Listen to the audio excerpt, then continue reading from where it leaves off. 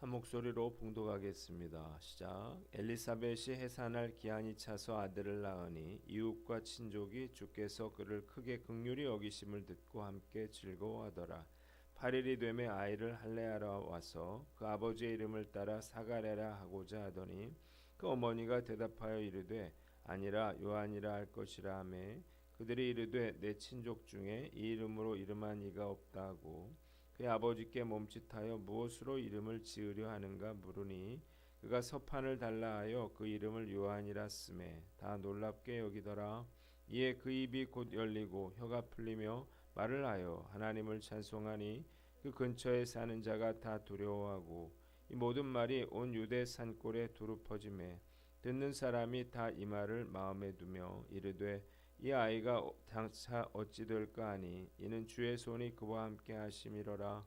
그 부친 사가랴가 성령의 충만함을 받아 예언하여 이르되 찬송하리로다. 주 이스라엘의 하나님이여 그 백성을 돌보사 속량하시며 우리를 위하여 구원의 뿔을 그 종 다윗의 집에 일으키셨으니 이것은 주께서 예로부터 거룩한 선지자의 입으로 말씀하신 바와 같이 우리 원수에게서와 우리를 미워하는 모든 자의 손에서 구원하시는 일이라.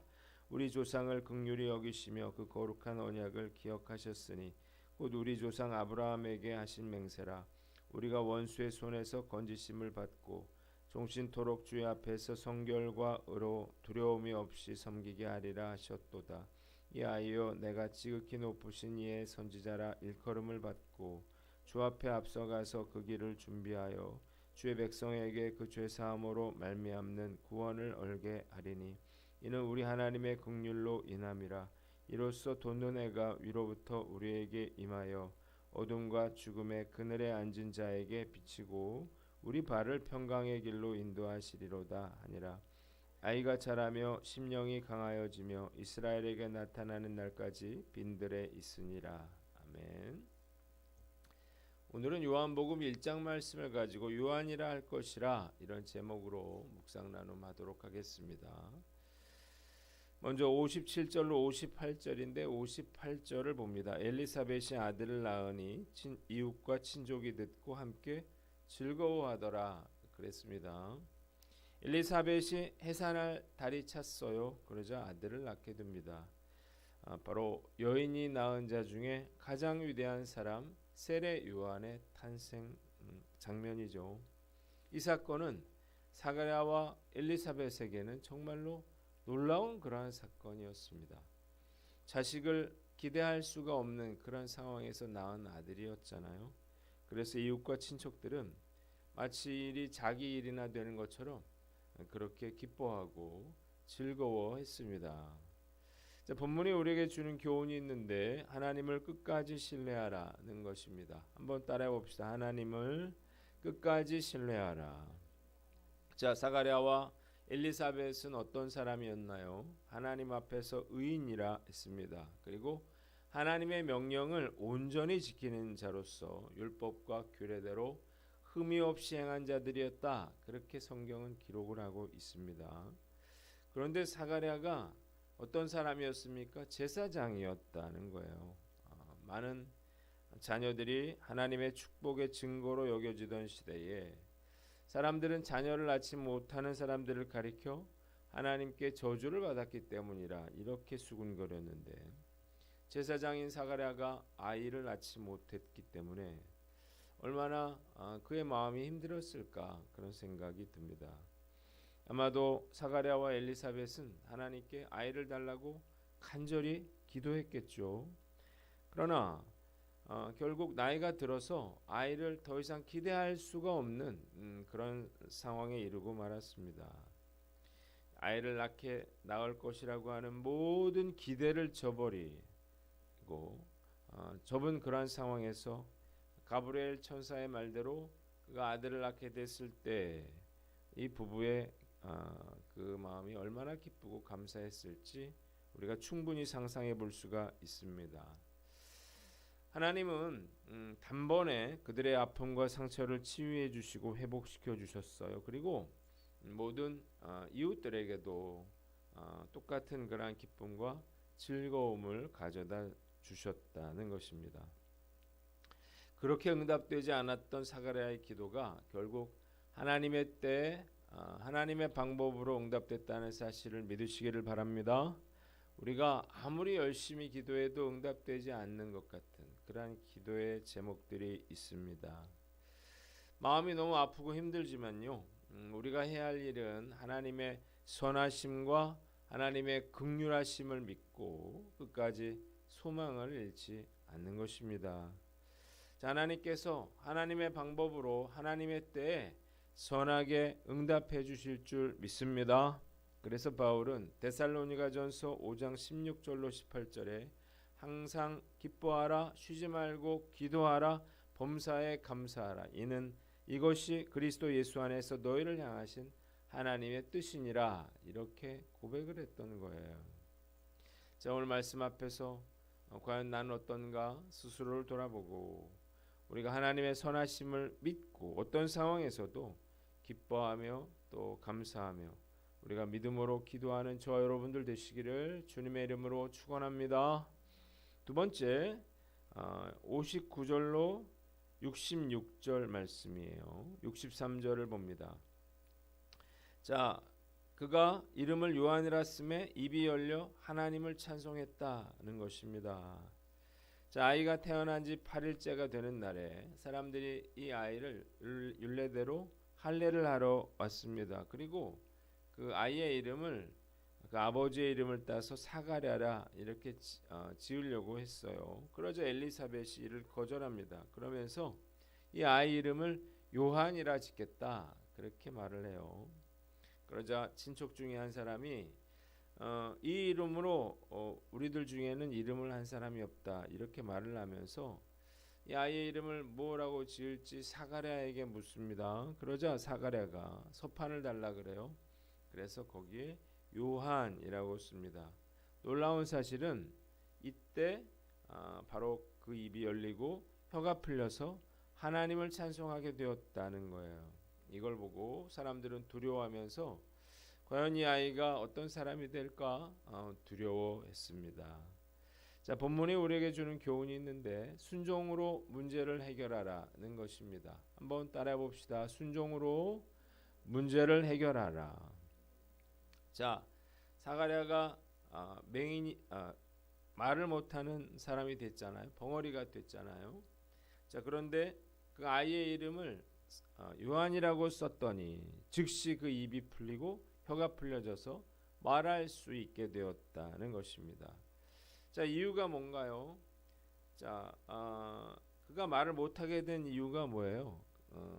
아들을 낳으리라고 하는 그 가브리엘 천사의 말을 그가 불신했죠.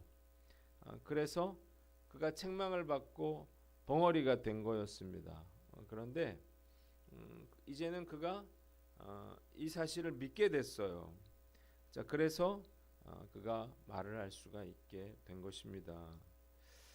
사가랴가 무려 10개월 동안 말을 못했거든요. 그러면서 과연 어떤 생각을 했을까? 그런 생각을 해봅니다. 아마도 그는 이 침묵 기간 동안 그 자신에 대해서 많이 돌아봤겠죠. 자신의 어떤 불신앙에 대해서 회개하는 마음을 가졌을 거고, 그리고 말을 못하니까요. 하나님과 그런 내적으로 내밀한 교제를 나누면서 순종의 도를 배웠을 것입니다. 그래서 친척들이 이 아이의 이름을 뭐라고 할지를 물었을 때 그는 주저없이 천사가 알려준 이름인 요한이라고 말을 한 거예요. 사가랴는 엘리사벳의 임신과 출산 과정을 통해서 분명한 믿음을 갖게 됐고 또 믿음이 회복되자 입이 풀려서 말도 할 수 있게 되었다는 거예요. 자, 사가랴처럼 우리의 믿음이 회복될 때 질병도 관계도 문제도 해결되는 경우가 많이 있습니다. 자, 우리가 그래서 문제 자체보다 하나님과의 관계 회복이 문제 해결의 열쇠가 된다는 사실을 믿으시기를 바랍니다. 자, 그래서 우리가 위기에 처했거나 우리가 가진 것을 빼앗겼거나 이런 어려운 상황에 처했을 때 이것을 내 힘으로 문제를 해결하려고 하기보다는 왜 이 일이 일어났는지를 먼저 생각할 줄 알아야 하는 것입니다. 이 일이 나의 실수와 또 나의 잘못으로 하나님이 내리신 징계 때문에 일어난 일일 수 있기 때문이에요. 자, 그래서 우리가 어려움이 올 때 하나님께서 기뻐하시지 않는 그런 모습이 혹시 우리 자신에게 있지는 않는지 먼저 돌아봐야 하는 것입니다. 자, 문제의 원인을 제대로 알아야만 문제가 해결되고 위기 상황에서 벗어날 수 있을 것입니다. 오늘 말씀 앞에서 내가 겪고 있는 어려움의 원인은 무엇인가를 돌아보고 우리가 상황과 형편이 아니라 하나님과의 관계에서 문제를 해결하는 저와 여러분들 되시기를 주님의 이름으로 축원합니다. 마지막으로 67절로 80절인데 68절을 봅니다. 찬송하리로다 주 이스라엘의 하나님이여 그랬습니다. 자, 본문은 일명 사가랴의 찬가라고 불립니다. 그래서 첫째 부분은 68절로 75절 하나님께서 아브라함에게 언약하신 바를 기억하여 이스라엘 백성들에게 구원과 자비를 베풀어 주심을 찬양하는 내용으로 되어 있고, 둘째 부분은 새로 태어난 아이의 사명, 즉 메시아의 길을 예배하는 자로서의 세례 요한의 과업을 예언하는 그런 내용으로 이루어져 있습니다. 본문이 우리에게 주는 교훈이 있는데 기쁨으로 주님을 찬양하라는 것입니다. 한번 따라해 봅시다. 기쁨으로 주님을 찬양하라. 자, 말씀을 묵상하면서 이 하나님을 향한 이 사가랴 제사장의 벅찬 감격과 기쁨이 전해집니다. 그의 찬양은 단지 그의 아들을 낳은 것 때문은 아니었어요. 하나님께서 이스라엘 백성들에게 아브라함에게 약속하신 그러한 구원과 자비를 베풀어 주신 것 때문이었고, 또한 자기 아들이 구약의 마지막 선지자로서 메시아의 길을 예비하는 자가 그 자로서의 사명을 깨달았기 때문입니다. 너무 기쁘고 좋으면요 가만히 있을 수가 없는 것입니다. 춤을 추고 싶고 또 기쁨의 노래를 부르고 싶은 거예요. 말씀을 묵상하면서 사가랴처럼 과연 나에게도 이렇게 하나님께서 나에게 베풀어 주신 그 은혜를 기억하고 기쁨으로 하나님을 찬송하려고 하는 그런 마음이 있는가를 돌아보게 됩니다. 그런데 다행스럽게도 아직 저에게는 이런 구원의 기쁨과 감격이 제 안에 살아있고, 또 하나님의 구원 사역에 쓰임받는 것에 대한 감사함이 있더라고요. 그래서 저는 특별히 예배 때마다 온 마음을 다해서 그 하나님을 찬송하고 하나님께 영광 돌리고 싶은 그런 마음이 간절합니다. 어제 우리 청년회가 태국 단기 선교를 마치고 보고 예배를 드렸지 않습니까? 저뿐만 아니라 정말 모든 성도들이 기쁘고 즐거워서 온 마음을 다해 하나님을 찬양하며 예배하는 그런 시간이었어요. 저는 그럴 때마다 정말 세상과 나는 간 곳 없고 오직 내가 하나님 안에서 그 놀라운 기쁨과 즐거움과 은혜를 경험한다라고 하는 사실을 저는 경험하게 됩니다.